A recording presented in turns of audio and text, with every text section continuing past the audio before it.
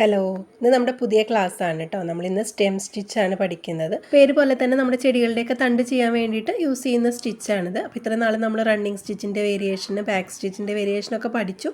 അതുപോലെ നമ്മൾ embroidery frame എങ്ങനെ കറക്റ്റായിട്ട് ഫിക്സ് ചെയ്യും, ത്രെഡ് എങ്ങനെ എടുക്കും എന്നുള്ളതിനൊക്കെ ഡീറ്റെയിൽ ആയിട്ട് നമ്മൾ ഫസ്റ്റ് ക്ലാസ്സുകളിലൊക്കെ പഠിച്ചിട്ടുണ്ട്.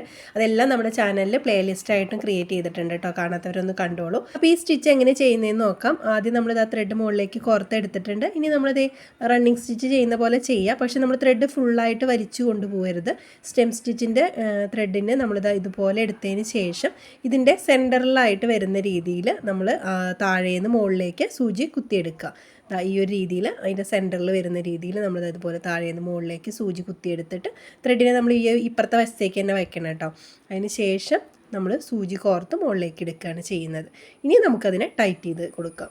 ഇതാണ് സ്റ്റെം സ്റ്റിച്ചിൻ്റെ ആ ഒരു പാറ്റേൺ വരുന്നത്. ഈ ഒരു രീതിയിൽ കണ്ടിന്യൂ ചെയ്ത് പോകണം. അപ്പോൾ ത്രെഡ് ഇപ്പുറത്തേക്ക് വെച്ചിട്ട് വേണം നമ്മൾ കണ്ടിന്യൂ ചെയ്ത് പോകാനായിട്ട്. അടുത്ത സ്റ്റിച്ച് എടുക്കുക. അതിനുശേഷം അതിൻ്റെ ആ ഒരു ഗ്യാപ്പിൽ സെൻറ്ററിൽ നിന്ന് നമ്മൾ താഴെ നിന്ന് മുകളിലേക്ക് കുത്തിയെടുക്കുക, വലിച്ചു കൊടുക്കുക. ഇങ്ങനെയാണ് നമ്മൾ സ്റ്റെം സ്റ്റിച്ച് ചെയ്യുന്നത്. ഈ ഒരു രീതിയിലേ ചെയ്യാവൂ കേട്ടോ. അല്ലാതെ നമ്മൾ ഒരു വട്ടം മുകളിൽ നിന്ന് ഇങ്ങോട്ട് എടുത്തു, അടുത്ത പ്രാവശ്യം ത്രെഡിനപ്പുറത്ത് വെച്ചൊന്നും എടുക്കരുത്. ഇതിങ്ങനെ ഒറ്റ സൈഡിലേക്ക് ത്രെഡ് ഇതുപോലെ വെച്ച് നമ്മളിത് ഫുള്ളായിട്ട് സ്റ്റിച്ച് ചെയ്തെടുക്കാം. ഇതും നമ്മുടെ ഔട്ട്ലൈൻ സ്റ്റിച്ചാണ്. നമ്മളിപ്പോൾ പഠിക്കുന്നതൊക്കെ ഔട്ട്ലൈൻ സ്റ്റിച്ചുകളാണ്. ഇതൊക്കെ കംപ്ലീറ്റ് ആയതിന് ശേഷമാണ് ഫില്ലിംഗ് സ്റ്റിച്ച് പഠിക്കുകയുള്ളൂ. അപ്പോൾ നമ്മൾ ഔട്ട്ലൈൻ സ്റ്റിച്ചുകൾ തന്നെ ഇപ്പോൾ വെറൈറ്റീസ് ആയിട്ട് ഓരോന്ന് പഠിച്ചുകൊണ്ടിരിക്കുകയാണ്. അപ്പോൾ ഇതെല്ലാം നിങ്ങൾ പ്രാക്ടീസ് ചെയ്ത് നോക്കണം. ഇതുപോലെ തന്നെ ഒരു ഫ്രെയിമിൽ ത്രെഡ് എടുത്തിട്ട് അതിന് ആദ്യം സ്റ്റിച്ചുകൾ ഇതുപോലെ റഫായിട്ട് ചെയ്ത് പഠിക്കുക. അതിന് ശേഷം വേറൊരു ഫ്രെയിമിൽ, അതായത് വേറൊരു ക്ലോത്തിൽ ഡിസൈനുകളൊക്കെ വരച്ചിട്ട് പഠിക്കുക കേട്ടോ. എംബ്രോയിഡറിയുടെ ഞാൻ ഫ്രീ ക്ലാസ് ഇട്ടപ്പോൾ ഫസ്റ്റ് ഒരു 2-3-4 വീഡിയോക്കൊക്കെ എനിക്ക് നല്ല വ്യൂസ് ഉണ്ടായിരുന്നു.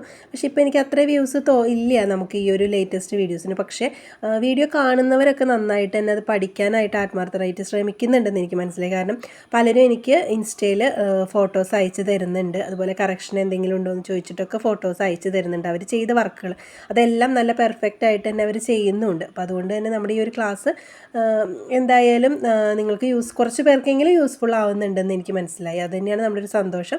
കാണുന്നവരെല്ലാം അത് പഠിക്കുന്നുണ്ട്, മനസ്സിലാവുന്നുണ്ടെന്ന് കുറച്ച് പേര് കമൻറ്റും ചെയ്യാറുണ്ട് കേട്ടോ നമ്മുടെ വീഡിയോസിന് താഴെ. അപ്പോൾ അതൊരു സന്തോഷമാണ്. കുറച്ച് പേരാണെങ്കിലും കുറച്ച് പേര് പഠിക്കട്ടെ എന്ന് വിചാരിച്ചിട്ട് തന്നെയാണ് നമ്മൾ ഈ ഒരു ഫ്രീ ക്ലാസ് പ്രൊവൈഡ് ചെയ്തത്. ഇനി ഞാൻ പറഞ്ഞിട്ടുണ്ടായിരുന്നു, ഇനി ആർക്കെങ്കിലും പെയ്ഡ് ക്ലാസ് ആയിട്ട് എംബ്രോയിഡറി വേണമെന്നുണ്ടെങ്കിൽ ഒന്ന് കമൻറ്റ് ചെയ്തോളൂ. ഞാൻ കമൻറ്റിനനുസരിച്ചേ പെയ്ഡ് ക്ലാസ് കൊടുക്കുന്നുള്ളൂ. ഇപ്പം നമുക്ക് ജ്വല്ലറിയുടെ പെയ്ഡ് ക്ലാസ്സാണ് നടന്നുകൊണ്ടിരിക്കുന്നത്. അപ്പോൾ ഈ വീഡിയോ കാണുന്ന ആർക്കെങ്കിലും ജ്വല്ലറി മേക്കിംഗ് ഓൺലൈനായിട്ട് പഠിക്കാൻ താല്പര്യം ഉണ്ടെങ്കിൽ ഞാൻ സ്ക്രീനിൽ നമ്പർ കൊടുക്കുക. നമ്പറിലൊന്ന് കോൺടാക്ട് ചെയ്താൽ മതി കേട്ടോ. വാട്സപ്പ് മെസ്സേജ് ഇട്ടാൽ മതി. ക്ലാസ്സിൻ്റെ ഡീറ്റെയിൽസ് എല്ലാം പറഞ്ഞു തരാം.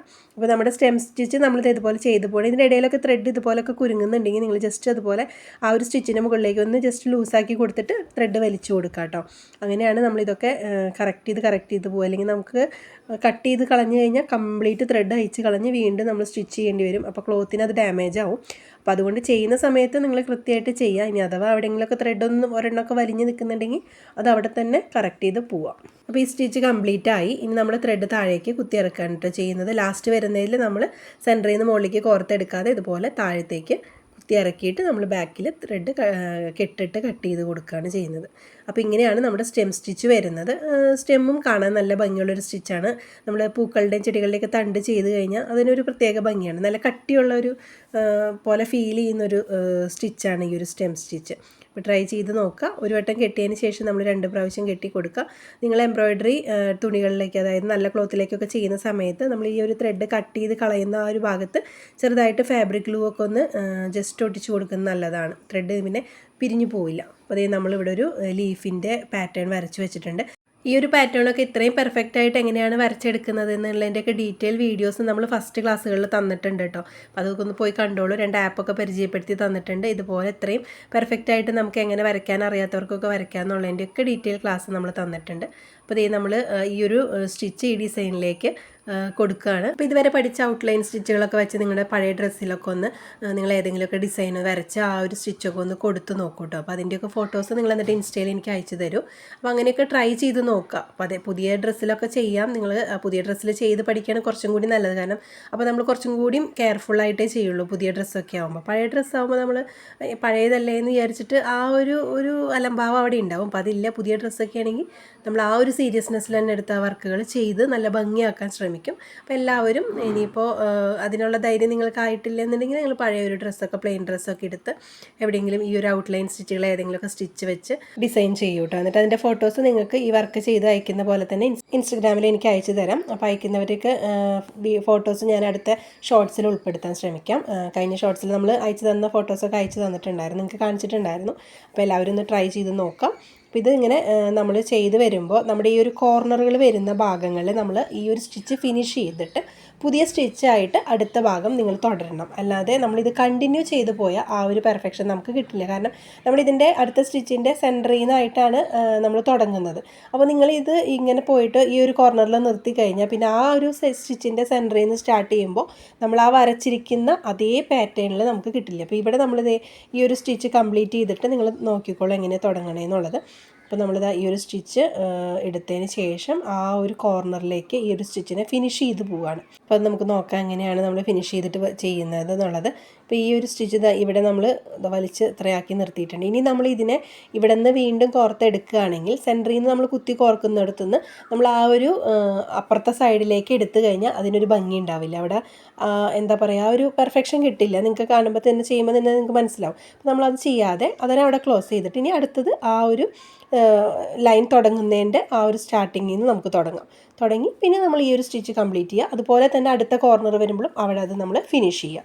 അങ്ങനെ നിങ്ങൾ ചെയ്തു പോകാതെ അത് ഏത് സ്റ്റിച്ചായാലും ഏത് ഡിസൈനിലായാലും ആ രീതിയിൽ ചെയ്യാം കേട്ടോ. ഇതുപോലെയുള്ള ബേസിക് കാര്യങ്ങളാണ് എനിക്ക് പറഞ്ഞു തരാൻ പറ്റുള്ളൂ. അപ്പോൾ നിങ്ങളെടുക്കുന്ന ഡിസൈനിൽ എങ്ങനെയാണ് ആ ഒരു സ്റ്റിച്ച്, ഇപ്പോൾ ഏത് സ്റ്റിച്ചാണോ നിങ്ങളെടുക്കുന്നത് ആ ഒരു സ്റ്റിച്ച് പെർഫെക്റ്റായിട്ട് നിങ്ങൾക്ക് ചെയ്യാൻ പറ്റുക എന്നുള്ളത് നിങ്ങൾ തന്നെ നോക്കി മനസ്സിലാക്കി തന്നെ ചെയ്യണം. അപ്പോൾ ഇതുപോലെയുള്ള കോർണറുകളൊക്കെ വരുന്ന ഭാഗത്ത് നിങ്ങൾ ഈ രീതിയിൽ, അത് ഏത് സ്റ്റിച്ചായാലും ഈ രീതിയിലൊക്കെ ഫിനിഷ് ചെയ്ത് തന്നെ ചെയ്ത് പോവാം. അതുപോലെ എന്തെങ്കിലും മിസ്റ്റേക്കുകളൊക്കെ വന്നു കഴിഞ്ഞാൽ അതെങ്ങനെയാണ് നിങ്ങൾക്കത് കറക്റ്റ് ചെയ്തെടുക്കാൻ പറ്റുക എന്നുള്ളതും നിങ്ങൾ തന്നെ കണ്ടുപിടിക്കുക. നമ്മൾ ഓരോ കാര്യങ്ങൾ പറഞ്ഞു തരുന്നുണ്ടെങ്കിലും നിങ്ങൾക്ക് വേറെ നമ്മൾ പറഞ്ഞ രീതിയിലുള്ള മിസ്റ്റേക്ക് അല്ലാതെ വേറെ എന്തെങ്കിലുമൊക്കെ വന്നാൽ ആ സ്റ്റിച്ചിന് ഡാമേജ് ആവാത്ത രീതിയിൽ അതിനെങ്ങനെ നിങ്ങൾക്ക് കറക്റ്റ് ചെയ്തെടുക്കാൻ പറ്റും എന്നുള്ളതും നിങ്ങൾ തന്നെ കണ്ടെത്തി പോവാം കേട്ടോ.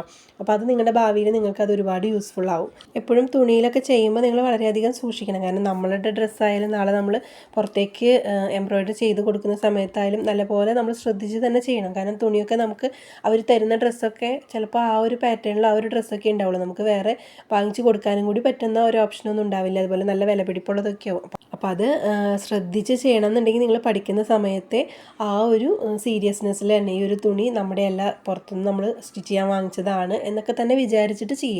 അപ്പോൾ നിങ്ങളത് അത്രയും സീരിയസ് ആയിട്ട് എടുക്കും. അപ്പോൾ ആ ഒരു സീരിയസ് ആയിട്ട് എടുക്കുന്നത് തന്നെ ആ വർക്കിൽ നല്ല ഭംഗിയായിട്ട് ചെയ്യാനും ആ ഒരു വർക്ക് നിങ്ങൾക്ക് പഠിച്ചെടുക്കാനും എളുപ്പമാവും ചെയ്യും കേട്ടോ.